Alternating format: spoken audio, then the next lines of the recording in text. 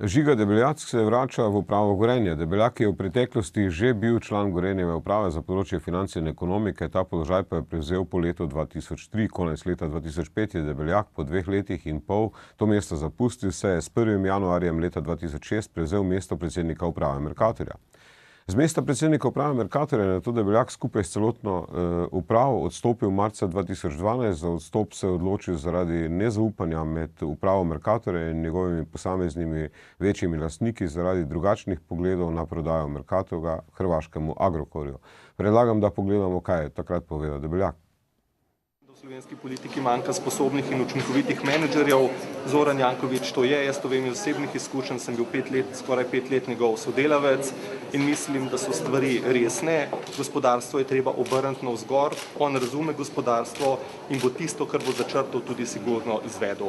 Kaj je garancija, in to je vse, kar vam zdaj lahko komentiram, je pa sicer pobuda krasna, so vam jo tudi prebrali in vse, kar tam piše, za tistim stojim. Ampak kakšna garancija je, da ne bo... Zdaj imate pa tule ogromno ostalih zelo zanimivih gostov, predlagam, da vsak me eno vprašanje postavite. Ste kot minister? Ne, absolutno. Ne boste minister? Vstop v politiko me ne zanima, tako da ne bom minister. To vam pa lahko odgovorim. Hvala vam. Ponovno pozdravljeni v studiu. Ta posnetek je iz takrat, ko je Zoran Janković vstopal v slovensko politiko, kjer je očitno Žiga Debeljak podprl Zorana Jankovića takrat pri kandidaturi na volitvah. Debeljak je seveda zanimiv predvsem v kontekstu dogajanja z Mercatorjem, pa tudi seveda zdaj z najnovejšim dogajanjem v Gorenju. Zdaj, mogoče Sebastian Debeljak takrat ni hotel pač voditi uprave Mercatorja leta 2011, ko se je začelo resno govoriti, da se bo pač Mercator oziroma resni pogovori so se začeli takrat z Agrokorjem, ko naj bi se Mercator prodal Hrvatom prvič. Takrat je sicer zadeva propadla. No, on je že nekaj let takrat nasprotoval temu. Ja. Žiga Debeljak velja za zelo, zelo dobrega finančnika. Nekateri so ocenili, da je takrat naredil malo karierno napako, ker je stopil korak previsoko, ko je postal predsednik uprave Mercatorja, ker ni bil trgovec in ni imel občutka nekako za trgovino. Takrat so rekli, da je kot da daš računovodji voditi firmo, ampak v vseh teh letih nihče, nikoli nisem od nikogar slišal, da bi oporekal temu, da je izjemen finančnik. In zato je bilo samo vprašanje časa, kdaj se bo vrnil na kak pomembnejši položaj.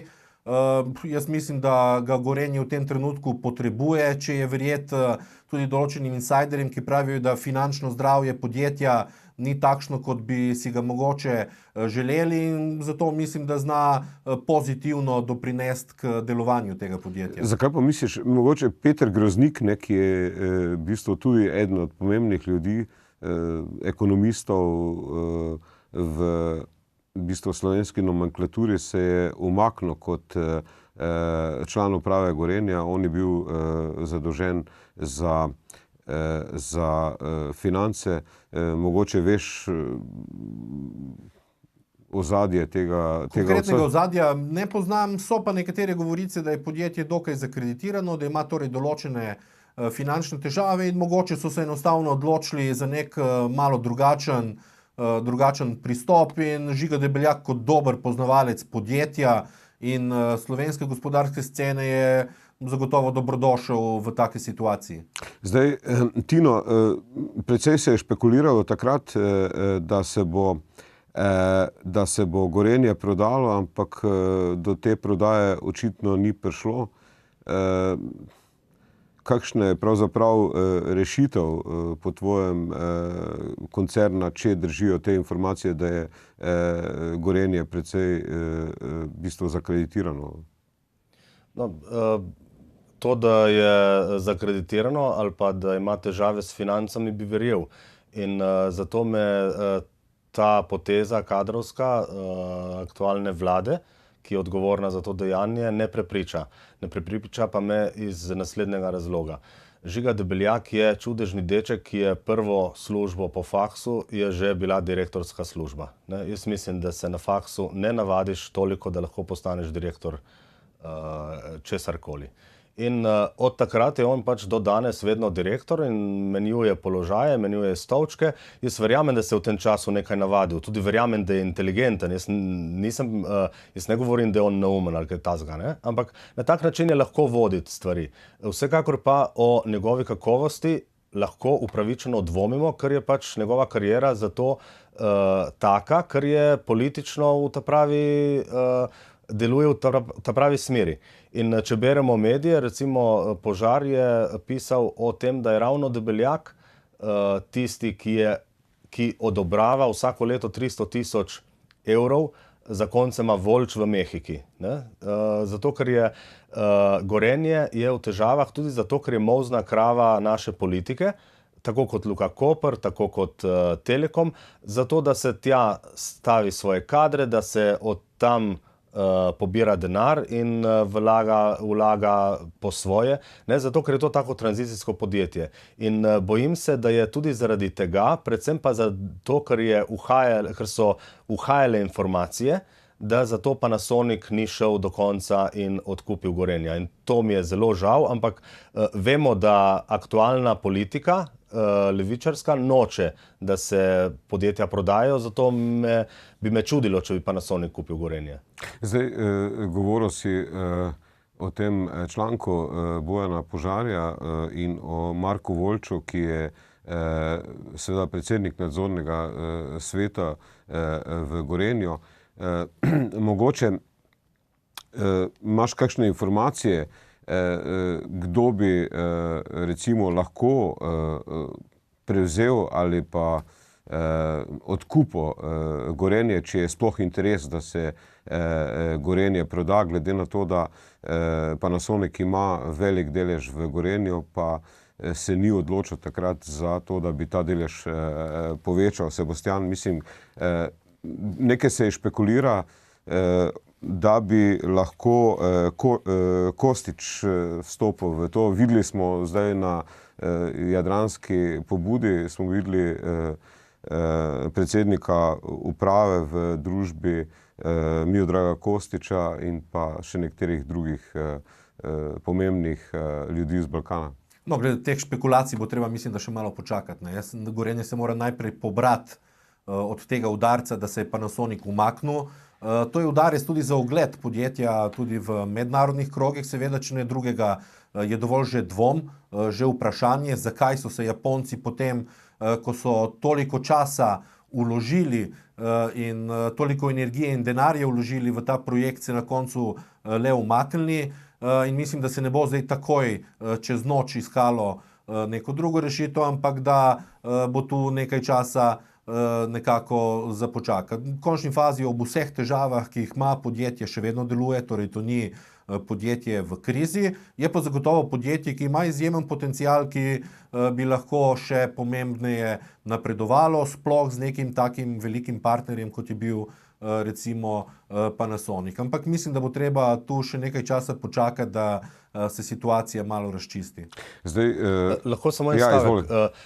To, kar pravi Sebastian, da je to slab znak, se strinjam. To ni samo slab znak za Gorenje in za potencialnega novega kupca Gorenja, ampak je slab znak za celotno državo, za vse investitorje, za vse, ki prihajajo, ki bi prišli v Slovenijo, pa ne bodo prišli zato, ker toliko kompliciramo, oziroma ker dejansko vlada nima politične volje. Vlada noče privatizacije, noče, da pridejo tujci in rešijo podjetja, ker jih je treba najprej okrasti in potem preko odkupiti po možnosti s kakšnim tajkunskim denarjem. Slovenija ima res v mednarodnem biznisu zelo slab ugled in to iz leta v leto se žveda še dodatno pada. Veliko tujih podjetij je prišlo povohati Slovenijo in so se dokaj kmalu umaknili in ta vlada se zdaj sicer hvali, da je Slovenija spet postala zanimiva za tuje vlagatelje. Tu je nekaj primerov, pa verjetno Magna ne bo ravno najbolj bleščeč primer za to vlado, ampak v vsakem primeru ima Slovenija izjemno slab ugled v mednarodnem biznisu in kot je Tino rekel, mi odbijamo investitorje, številna omrežja, od omrežij, ki so prisesana na različna podjetja, do birokratskega aparata, ki pa sploh ne razume, kaj bi moral narediti, da bi Slovenija postala privlačna privlačna za investitorje. Ampak nekako večni direktor Gorenja, sinonim za Gorenje je Franjo Bobinac, pa bi prosil režijo, če nam lahko pokaže. Franjo Bobinac ima tudi, bi rekel, nekatera druga znanja, ne samo iz menedžeriranja. Pa poglejmo en njegov nastop iz mladosti.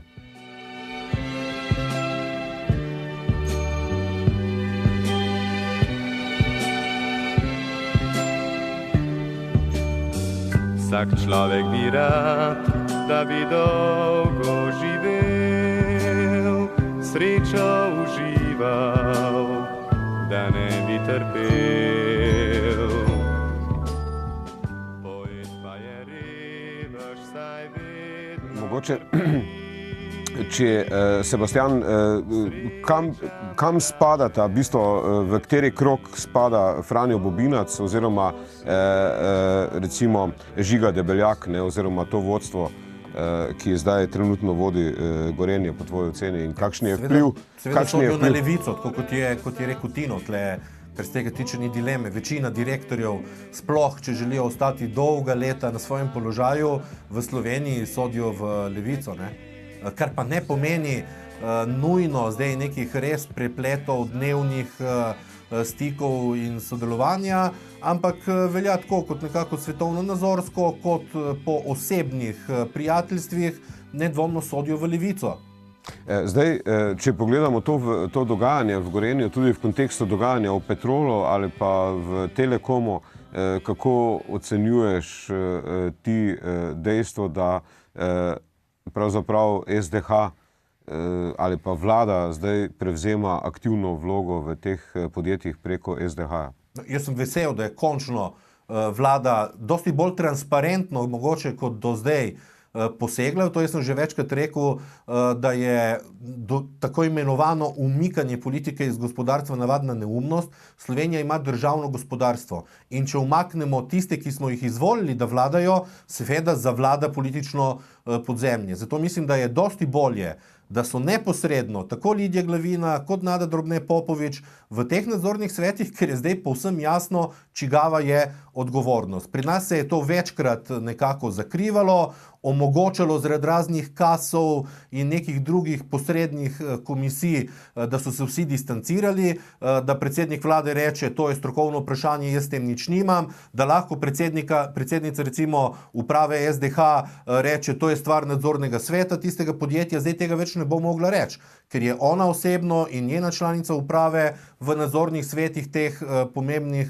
podjetij. Kakšni bodo učinki, bomo pa seveda videli s časom. Ampak zdaj, Tino, še ena zgodba, če smo že pri Žigi Debeljaku, ne, in pri Zoranu Jankoviću, ne, v bistvu zdaj vsi očitajo, da se je ključna zgodba v zvezi z Mercatorjem zgodila leta 2005, ne, ko je pač Janez Janša, na tem famoznem sestanku Janez Janša, Igor Bavčar, Adriana Stalina, Kosem, Šrot, kjer so se prodali deleži Mercatorja, državni deleži Šrotu.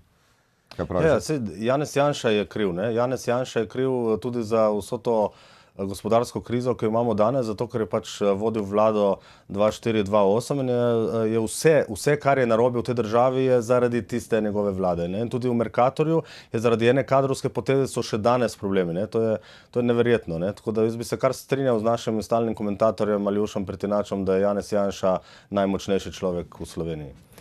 No, šalo na stran. Jaz mislim, da je to smešno vprašanje, zato ker